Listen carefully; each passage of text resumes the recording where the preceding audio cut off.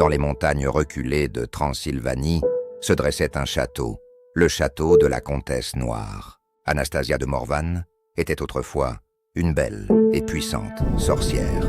Un soir d'une tempête, un groupe de jeunes voyageurs, égarés dans les montagnes, trouva refuge dans le château. Ils furent accueillis par une servante silencieuse, vêtue de noir, qui leur indiqua le chemin vers une grande salle, ornée de portraits anciens. Un tableau attira leur attention, celui d'une femme, au regard pénétrant. C'était la comtesse noire.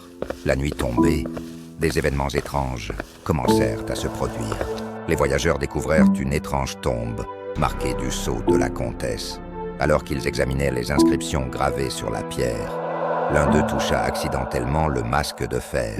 La comtesse se réveilla de son sommeil maudit. Elle jeta un sort aux jeunes imprudents, les condamnant à servir son château à jamais.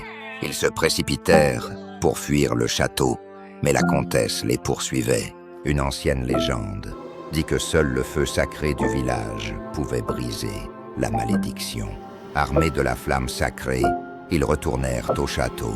Ils jetèrent la flamme sacrée sur le masque et la comtesse poussa un hurlement.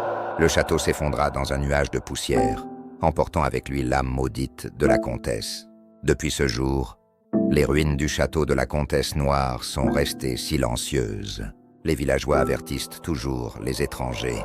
Méfiez-vous de l'ombre des montagnes, car certains esprits ne meurent jamais vraiment. Le château, désormais en ruine, repose dans un silence profond, comme s'il retenait encore le souffle de la comtesse noire. Car ici, certaines âmes ne trouvent jamais la paix. L'histoire, loin d'être terminée, n'a fait que commencer. À suivre